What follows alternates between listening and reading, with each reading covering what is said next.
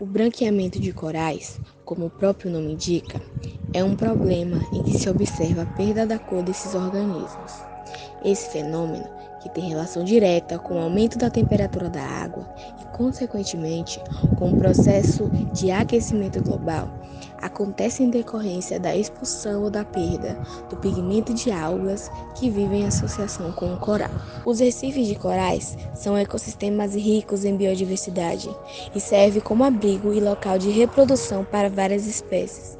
Além disso, é uma área farta em alimento para os animais que vivem nesse ambiente. O coral é um ecossistema rico em biodiversidade, servindo como lar e local de reprodução para muitas espécies.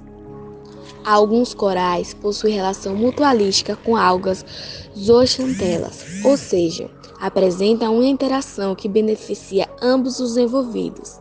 Essa associação é importante em ambientes aquáticos pobres em nutrientes, onde o desenvolvimento do coral seria prejudicado.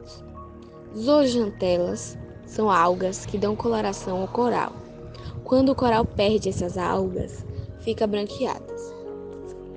Não podemos esquecer ainda que os recifes de corais apresentam organismos cujas substâncias podem ser utilizadas na indústria farmacêutica. É o caso, por exemplo, de algumas esponjas que possuem compostos empregados na fabricação de AZT, um medicamento utilizado no tratamento de pessoas com AIDS. De acordo com o Ministério do Meio Ambiente, uma em cada 4 espécies marinhas vivem nos corais, incluindo 65% das espécies de peixe. Os recifes são, portanto, um ecossistema altamente diversificado com uma cadeia alimentar complexa. Em virtude de sua grande biodiversidade e beleza, os recifes de corais são frequentemente explorados pelo homem, que retira dessas áreas alimento para sua família e para o comércio.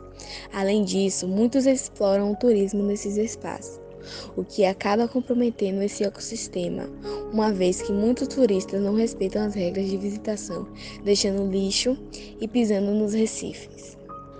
Os recifes de corais são formações construídas a partir da deposição de carbonato de cálcio por diversos organismos marinhos, principalmente por corais, mas outros organismos, como algas calcárias e moluscos. Também contribuem para a formação de substratos recifais. Os corais são animais cnidários da classe Anthozoa, pequenos e muito frágeis, que utilizam carbonato de cálcio da água para construir um exoesqueleto duro. Podem ser solitários, mas são principalmente coloniais, e cada indivíduo em uma colônia de coral é chamado de pólipo. Um recife de corais é coberto de milhares de pólipos de coral. Quando esses pólipos morrem, novos pólipos crescem por cima dos esqueletos e ficam, e por isso um recife de coral é composto por camadas muito finas de carbonato de cálcio, resultante da sobreposição dos esqueletos das sucessivas gerações de pólipos. Assim, vemos um recife de corais, apenas a fina camada superficial que é construída por pólipos vivos. O branqueamento de corais é um problema que vem sendo registrado em várias partes do planeta, inclusive no Brasil. Ele é consequência da expulsão das zooxantelas dos tecidos dos corais, ou da destruição dos pigmentos fotossintetizantes dessas algas.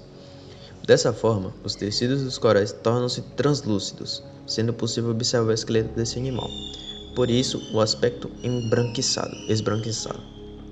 A expulsão das águas ou a distribuição de seus pigmentos é um fenômeno relacionado com fatores ambientais, entre quais os que se destacam a temperatura, a salinidade, poluição, luz e sedimentação excessiva. Entre os fatores mais relevantes está o aumento da temperatura dos oceanos, que pode ocorrer em consequência de variações sazonais, como o caso de El Niño, ou em decorrência do chamado aquecimento global. O branqueamento dos corais tem como consequência mais grave a morte desses animais. Protetores solares contribuem para o branqueamento dos corais?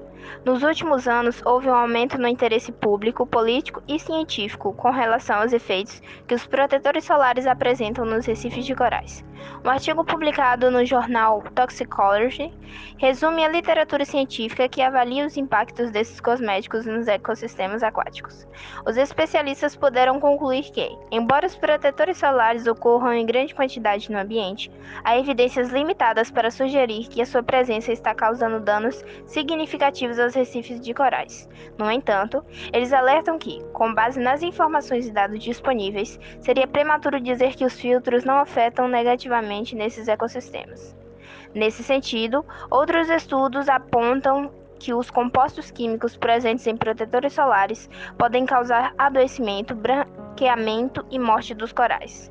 Os cientistas apontaram para inúmeras lacunas de dados críticos em termos de exposição ambiental, confiável e relevante, e dados de toxicidade que precisam ser preenchidos antes que conclusões possam ser tiradas. Em seu artigo, Mitchell-Murray e seus colegas descreveram uma série de recomendações para os estudos que avaliam o risco ambiental de protetores solares. O cientista acrescenta: além de mais estudos de campo e de laboratório que levam em consideração as condições e as espécies dos recifes, é necessário desenvolver uma estrutura de avaliação de risco ambiental para corais.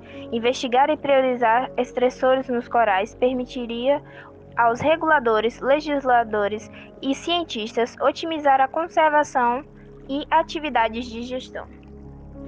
Como evitar o branqueamento dos corais? O branqueamento dos corais é um fenômeno relacionado com alterações no ambiente marinho, como o aumento da temperatura, mudanças na salinidade e poluição. Desse modo, para evitar o branqueamento, devemos diminuir ou acabar com esses fenômenos estressantes. Entre as medidas que podem ser adotadas destacam-se redução de emissão de gases poluentes e, consequentemente, do aquecimento global, criação de áreas de proteção dos corais, evitando a exploração desses ecossistemas, criação de políticas mais severas relacionadas à proteção do meio ambiente e atitudes individuais de proteção do meio ambiente, como não jogar lixo na rua, reduzir o uso do carro e economizar energia.